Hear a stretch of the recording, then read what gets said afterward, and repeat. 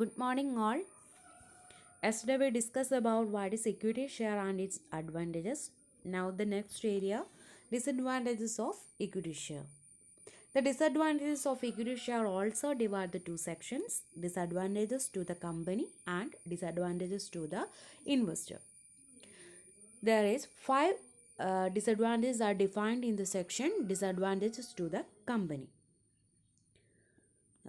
That's first point is trading on equity is not possible. Trading on equity is not possible. നമ്മൾ equity shares എന്ന് പറയുന്നത് long ടേമിലേക്കാണെന്നും അത് എപ്പോഴും വിൽക്കുകയും വാങ്ങുകയും ചെയ്തു കഴിഞ്ഞാൽ കമ്പനിയുടെ മാനേജ്മെൻറ്റിൽ അതിനകത്ത് ഡിസ്പ്യൂട്ടുകൾ ഉണ്ടാകും. അതുപോലെ മാനേജ്മെൻറ്റ് കൺട്രോളിങ്ങിനെ അത് ബാധിക്കും. അതുകൊണ്ട് ഇക്വിറ്റി ഷെയറുകൾ എന്ന് പറയുക മറ്റു ഷെയറുകൾ വിൽക്കുകയും വാങ്ങുകയും ചെയ്യുന്നത് പോലെ അതിൻ്റെ ട്രേഡിംഗ് എന്ന് പറയുന്നത് പോസിബിൾ അല്ല എന്ന് പറയും. Second point, overcapitalization.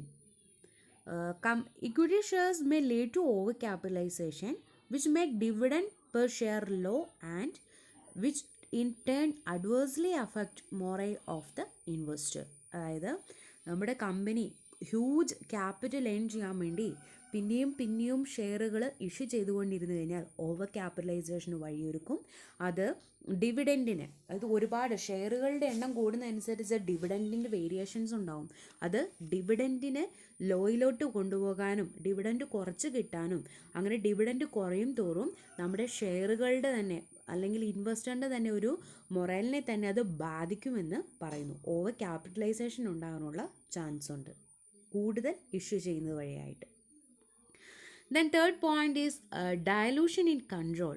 That means the new issue of equity share ഒരു കമ്പനി ഫോം ചെയ്യുന്നുണ്ടെങ്കിൽ റൈറ്റ് ഇഷ്യൂ ഉണ്ട്, അതുപോലെ തന്നെ പബ്ലിക്കിനെ ക്ഷണിക്കുന്ന ഇഷ്യൂ ഓഫ് ഷെയർസ് ഉണ്ട്. റൈറ്റ് ഇഷ്യൂ എന്ന് പറഞ്ഞാൽ നിലവിലുള്ള ഇക്വിറ്റി ഷെയർ ഹോൾഡേഴ്സിന് തന്നെ വീണ്ടും ഷെയറുകൾ ഇഷ്യൂ ചെയ്താൽ അതിന് റൈറ്റ് ഇഷ്യൂ ആയി മാറും. ഈ ഷെയർ ഹോൾഡേഴ്സിന് ആർക്കും വേണ്ട, വീണ്ടും ഇഷ്യൂ ചെയ്യുന്ന ഷെയറുകൾ ഇവർക്കാർക്കും വേണ്ട എങ്കിൽ അവർ പുറത്തോട്ട്, അതായത് ലിസ്റ്റ് ചെയ്ത് നമ്മൾ സ്റ്റോക്ക് എക്സ്ചേഞ്ചിൽ ലിസ്റ്റ് ചെയ്ത് ഔട്ട്സൈഡേഴ്സിനെ പബ്ലിക്കിനെ ഇൻവൈറ്റ് ചെയ്യാൻ വേണ്ടി തുടങ്ങും.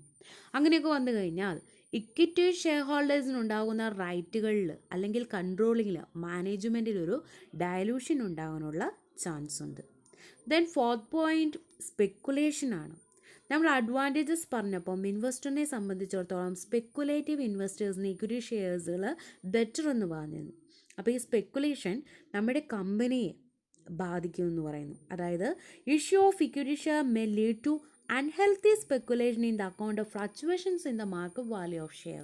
ഇതേപോലുള്ള സ്പെക്കുലേഷൻസുകളൊക്കെ ഉണ്ടായിക്കഴിഞ്ഞാൽ മാർക്കറ്റിൽ ഷെയറുകളുടെ വിലയിൽ ഫ്ലക്ച്വേഷൻസ് ഉണ്ടാകാനും ഷെയർ മാർക്കറ്റിൽ വില ഷെയറിൻ്റെ ഇടിഞ്ഞു പോകാനുള്ള ചാൻസ് ഉണ്ട്. ദെൻ ലാസ്റ്റ് പോയിന്റ് പറയുന്നു inflexibility of capital structure.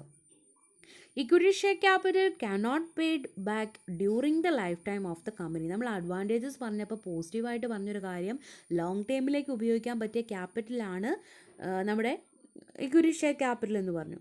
But നമ്മൾ ഡിസഡ്വാൻറ്റേജസിനകത്ത് നിന്ന് വീണ്ടും ചൂണ്ടിക്കാണിക്കുവാണ്, നമുക്ക് ലോങ് ടൈം ക്യാപിറ്റൽ എന്ന് പറഞ്ഞാലും കമ്പനിയുടെ വൈൻഡിങ് അപ്പ് വരെയൊന്നും നമ്മൾ ഈ ക്യാപിറ്റൽ ലോങ് ടൈം ആയിട്ട് കൊണ്ടുപോകാറില്ല. ബൈബാക്ക് എന്ന് പറഞ്ഞൊരു ഓപ്ഷൻ ഉണ്ട്. അതുകൊണ്ട് ഈ ക്യാപിറ്റൽ സ്ട്രക്ചറിൽ ഇൻഫ്ലെക്സിബിൾ ആകാനുള്ള ചാൻസ് ഉണ്ട്. നമുക്ക് ഉറപ്പിച്ച് ഇപ്പോൾ 10 ലക്ഷമുള്ള ഒരു ക്യാപിറ്റലുള്ള ഒരു കമ്പനിയാണ്, വൈൻഡിങ് അപ്പ് വരെ ഇവർക്ക് 10 ലക്ഷം തന്നെ ക്യാപിറ്റൽ ഉണ്ടായിരിക്കണം നിർബന്ധമില്ല. ഏതെങ്കിലും ഒരു ഷെയറിന് ബൈബാക്ക് ചെയ്ത് പിരിഞ്ഞു പോകാനുള്ള റൈറ്റ് അതിനകത്ത് ഉണ്ട് എന്നാണ് അതിനകത്ത് പറയുക. ദെൻ രണ്ടാമത്തെ സെക്ഷൻ, ഫസ്റ്റ് സെക്ഷൻ എന്ന് പറയുന്നത് ഡിസഡ്വാൻറ്റേജസ് ടു ദ കമ്പനിയാണ്. അതിൽ 5 പോയിൻറ്റ്സ് ആണ് ഡിഫൈൻ ചെയ്തത്. ഫസ്റ്റ് പോയിന്റിൽ trading on equity is not possible, over capitalisation, dilution in control, speculation and finally inflexibility of capital structure. Then രണ്ടാമത്തെ area disadvantages to the investor ആണ്. അതിനകത്ത് ഫസ്റ്റ് പോയിന്റ് എന്ന് പറയുന്നത് ഇറഗുലർ ആൻഡ് അൺസർട്ടൈൻ ഇൻകം. അത് equity share ഹോൾഡേഴ്സിനെ സംബന്ധിച്ചിടത്തോളം ഏറ്റവും വലിയ ബിഗ് നെഗറ്റീവായിട്ട് നമുക്ക് പറയാം. ഇവർക്ക് ഫിക്സഡ് റേറ്റ് ഓഫ് ഡിവിഡൻറ്റ് ഇല്ല എന്ന് നമ്മൾ പറഞ്ഞു. ആ കമ്പനി ഹ്യൂജ് പ്രോഫിറ്റും അതുപോലെ തന്നെ ലോസിലും അല്ലെങ്കിൽ കുറച്ച് പ്രോഫിറ്റും ഒക്കെ ഏൺ ചെയ്യുന്ന കാലങ്ങളുണ്ടാവും. ആ സമയത്തൊക്കെ ഇക്വിറ്റി ഷെയർ ഹോൾഡറിനെ സംബന്ധിച്ചിടത്തോളം അതെല്ലാം സാക്രിഫൈസ് ചെയ്തേ പറ്റുള്ളൂ. അതായത് ഇറഗുലർ ഇൻകമാണ് അവർക്ക് ഡിവിഡൻ്റായിട്ട് ഏൺ ചെയ്യാൻ സാധിക്കുക. മറ്റ് ഷെയർ ഹോൾഡേഴ്സിനെ സംബന്ധിച്ചിടത്തോളം ഫിക്സഡ് റേറ്റ് ഓഫ് ഡിവിഡൻഡ് ഉണ്ട്. ഇവരെ സംബന്ധിച്ചിടത്തോളം ബാക്കിയുള്ള ഷെയർ ഹോൾഡേഴ്സിന് കൊടുത്തതിന് ശേഷം ബാക്കിയുള്ളതാണ് ഇവർക്ക് ഈക്വിറ്റി ഷെയർ ഹോൾഡേഴ്സിന് ഡിവൈഡ് ചെയ്തെടുക്കാനായിട്ട് സാധിക്കുകയുള്ളൂ. അതുകൊണ്ട് അവർക്ക് ഇറഗുലർ ആയിട്ടും അതുപോലെ തന്നെ അൺസർട്ടൺ ആയിട്ടുള്ള ഇൻകം ആണ് ഇവർക്ക് കിട്ടുന്നത്. ദെൻ സെക്കൻഡ് പോയിന്റ് എന്ന് പറയുന്നത് ലോസ് ഓൺ ലിക്വിഡേഷൻ ആണ്. ലിക്വിഡേഷൻ്റെ സമയത്ത് കമ്പനി എങ്ങാനും ഇൻസോൾവെൻ്റ് ആണെങ്കിൽ ഉറപ്പായിട്ടും അവർക്ക് ലോസ് ഉണ്ടാവും. ആർക്ക്? ഇക്വിറ്റി ഷെയർ ഹോൾഡേഴ്സിന്, അല്ലെങ്കിൽ അതിൽ ഇൻവെസ്റ്റ് ചെയ്തിരിക്കുന്ന equity share holders heavily because they are the owner of the company. അവരുടെ എന്ത് നഷ്ടം വന്നാലും സഹിക്കാനുള്ളത് ആരേ ഉള്ളൂ?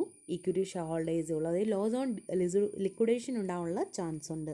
അതുപോലെ തന്നെ ക്യാപിറ്റൽ ലോസ് ഡ്യൂറിങ് ഡിപ്രഷൻ. നമുക്ക് എക്കണോമിക് സിറ്റുവേഷൻ ബൂം സ്റ്റേജും ഡിപ്രഷൻ സ്റ്റേജും ഒക്കെ ഉണ്ട്. അപ്പോൾ ഡിപ്രഷൻ സ്റ്റേജിലാണ് കമ്പനി, ഇപ്പോൾ കൊറോണ ഒക്കെ പീരീഡ് ഈ കാലഘട്ടത്തിലൊക്കെ മിക്ക കമ്പനിയും ഡിപ്രഷനിലായിരിക്കും മൂവ് ചെയ്യുക. അതായത് ഇവർക്ക് പ്രോഫിറ്റ് ഏൺ ചെയ്യാൻ പറ്റാതെയായിരിക്കും മുന്നോട്ട് പോവുക. അങ്ങനെയുള്ള സാഹചര്യങ്ങളെല്ലാം അവർക്ക് ക്യാപിറ്റൽ ലോസ് വരെ ഉണ്ടാകാനുള്ള ചാൻസ് ഉണ്ട്. അപ്പോൾ disadvantages to the equity shares 2 സെക്ഷനായിട്ട് കഴിഞ്ഞു. ഇനി ഇക്വിറ്റി ഷെയർ എന്ന് പറഞ്ഞ ഭാഗം മുഴുവനും കംപ്ലീറ്റ് ചെയ്തു. ഇനി നമ്മൾ അടുത്തൊരു സെക്ഷൻ എന്ന് പറയുന്നത് രണ്ടാമത്തെ source of capital preference shares ആണ്. നമ്മുടെ കമ്പനിക്ക് പല മാർഗ്ഗങ്ങളുണ്ട് ക്യാപിറ്റൽ ഏൺ ചെയ്യാൻ. Equity share, preference share, debenture holder എന്ന് നമ്മൾ പറഞ്ഞു. അതിൽ ഒന്നാമത്തെ സെക്ഷൻ ആ ഇക്വിറ്റി ഷെയർ കംപ്ലീറ്റ് ചെയ്തു. ഇനി സെക്കൻഡ് സെക്ഷൻ എന്ന് പറയുന്നത് പ്രിഫറൻസ് ഷെയർസ് ആണ്. പ്രിഫറൻസ് ഷെയർ എന്ന് പറയുമ്പോൾ തന്നെ നമുക്ക് ഓൾറെഡി നമ്മുടെ മനസ്സിലോട്ട് വരേണ്ട എന്താണ്? Preference share holders have to right to get dividend and right to get repayment of capital and the event of winding up.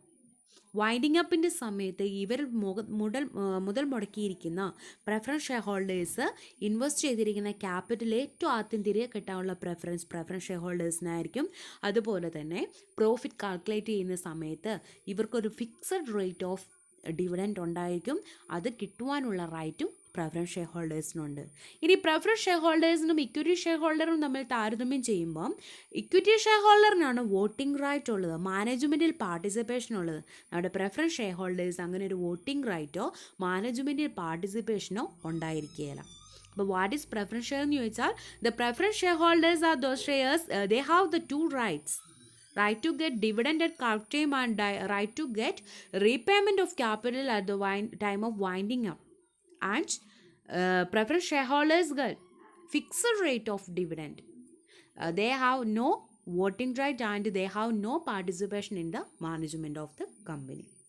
Then types of preference shares. പലതരം പ്രിഫറൻസ് ഷെയർസ് ഉണ്ട്. ബി പാർട്ട് ഓറിയൻറ്റഡ് ക്വസ്റ്റ്യൻ ആണ്. First type എന്ന് പറയുന്നത് cumulative preference share.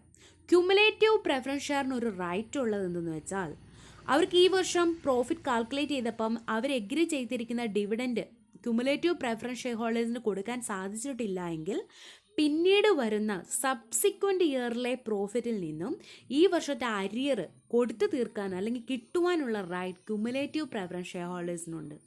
എന്നാൽ non cumulative preference shares എന്ന് പറഞ്ഞാൽ ആ share ഹോൾഡേഴ്സിൻ്റെ പ്രത്യേകത എന്ന് പറഞ്ഞാൽ ഈ വർഷത്തെ പ്രോഫിറ്റിൽ നിന്ന് മാത്രമാണ് ഈ വർഷത്തെ ഫിക്സഡ് റേറ്റ് ഓഫ് ഡിവിഡൻഡ് മേടിക്കാനുള്ള റൈറ്റ് ഉള്ളൂ.